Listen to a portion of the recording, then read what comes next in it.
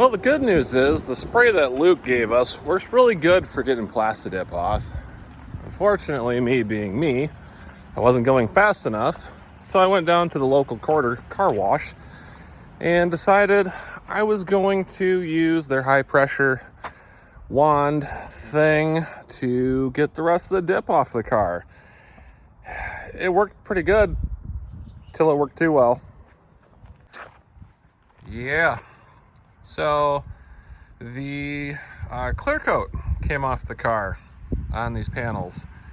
Smart cars are known for this, and unfortunately I didn't realize it was starting to flake off on the edges, and the high pressure power washer took the clear coat off the panels. And now it looks like we're gonna have to paint the car before we go to sell it. And I'm not really sure what color to paint it. I'm just gonna go with probably a normal color combo. Probably just do it black and red. So I picked up some adhesion promoter for plastic panels. I'm gonna scuff all these down, hit it with the adhesion promoter. I might actually paint the panels with some bed liner since it is lifted.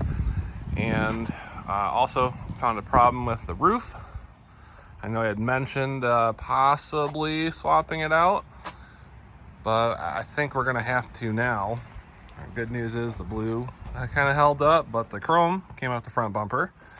The white panel's still okay, but don't know how well you can see this, but yeah, the roof is cracked. And I can't in good faith sell this car to someone with a cracked roof. And the window really sucks. I don't know what's all over it. It's not from us dipping it or washing it or anything like that, but no matter what I do, it just never comes clean and it has a horrible glare. So I will be ordering one of those from work here and replacing it. Doing that, and I'm going to learn how to take the roof panel out. That should just be glued in like how the windshield is glued in, but that'll be a project for another day. So I'll take the whole front clip off. You guys have seen me do that before. We'll take the wipers off, take this cowl off. I have another one that doesn't have a lot of overspray on it. And yeah, I gotta get that door handle clean. It's a little dirty still from Plastidip. And this door panel, we'll paint the front clip off the car, probably keep the door panels on, just mask everything off, paint that. So I think the rear panels and the front panels will be bed lined. I might bed line the door, I don't know yet, or just kind of go bed liner up with a body line across the front there. But for sure gonna do the back panels in bed liner. Door panels will be black, and I'm gonna repaint the body around the perimeter just because it's kind of faded and nasty looking. So why would I have nicer bed liner on there and crappy original paint? But looks like I just made myself an even bigger project than I wanted. It was at this point that I took the panels off the car and I bed lined them like I had planned. And while I was doing that, I decided to try the adhesion promoter on the doors. You can see it there. It's gray in color, and it worked pretty good. We went around cleaning some of the dirt and residual residue off the car. For some reason, this car came out of Missouri, and it was full of like clay or dirt in every single crevice. I don't know why. It just goes everywhere. And there's some adhesion promoter on that passenger side as well, and you can kind of see the overspray from the busted panel when we were doing that for the rally. There's the trunk all bed lined with its first coat, and we were going to get ready to start painting it red. You'd think I'd learn to use a respirator for painting. I painted it black on the black panels with paint. Attempted to do red on the bed liner. It's not really working too well, so I think I'm gonna go get some khaki, camouflage tan color, and see how this comes out. No matter what I do, I get high and low red spots in here, and it's kind of annoying. This is like 3 coats of paint on that panel, and you can't really tell.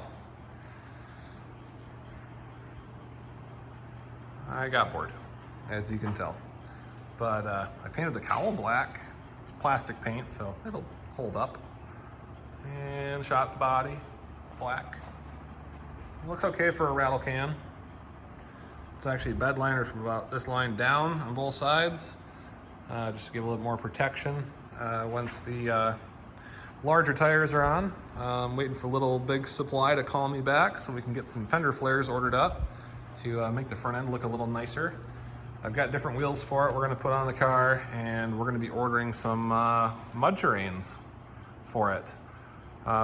Yes, I know I spray painted the glass. I'm changing the windshield in the car because it's garbage. And the roof.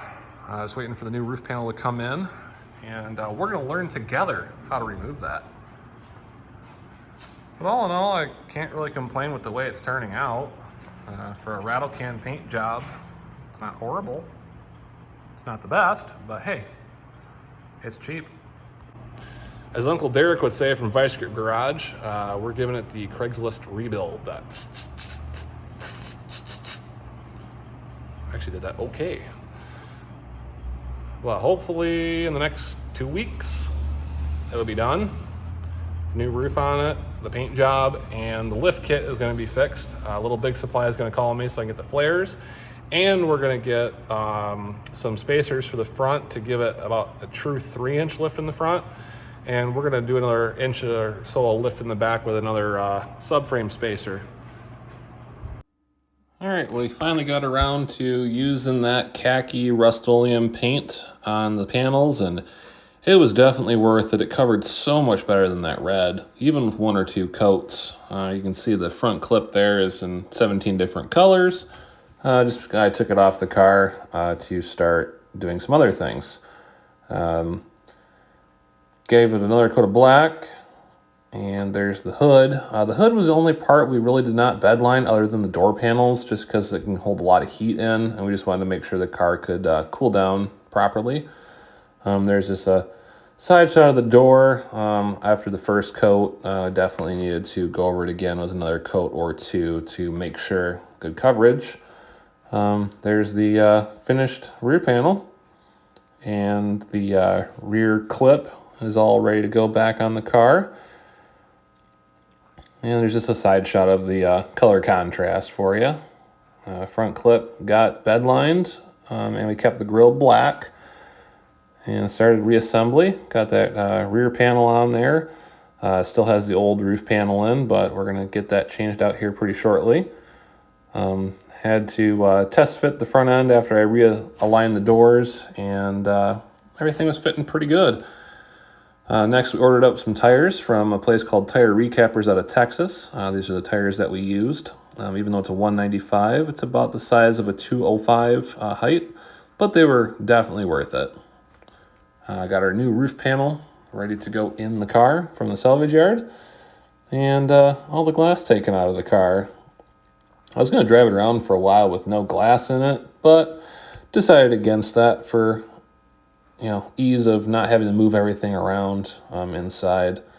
Put the new wheels and tires on that car and started reassembly.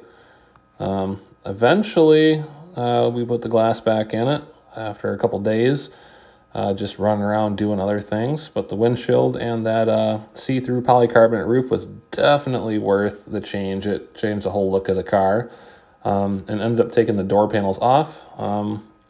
During that time, we put the fender flares on. You can kind of see they're overlapping a little bit. We did some trimming and got them fitting a lot better.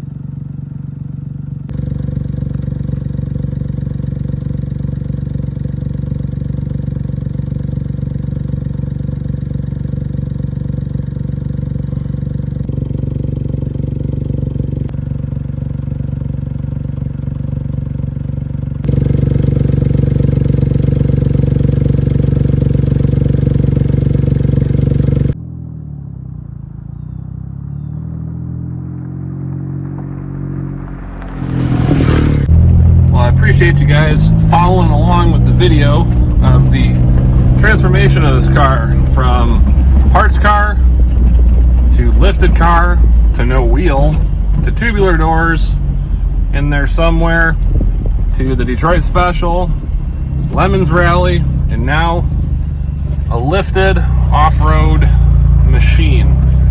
Tire rub. These tires are supposed to be a 195. They're about the size of a 215, so nothing I can really fault the car on. A regular 195 will clear. So appreciate you guys watching. Like the video, subscribe, and stay tuned for more. Unfortunately, this is the last video with the lifted smart car in it. You can see we're at the car show, and Luke, the bearded wrencher, is there with Thunderbucket, the vehicle we saved from the UP over the New Year's weekend this year of 2022. Unfortunately, we had to put the lifted Smart up for sale. Unfortunately, due to some unforeseen circumstances, it got sold, and as you saw there, was headed to its new home in Indiana. It was a fun build, and I'll definitely do something else again with a smart car, but unfortunately right now we just needed to free up a little bit of extra cash to do some future projects and other endeavors that we have planned. Appreciate you guys watching throughout all this series and everything, and hope you have a great day. Thank you very much.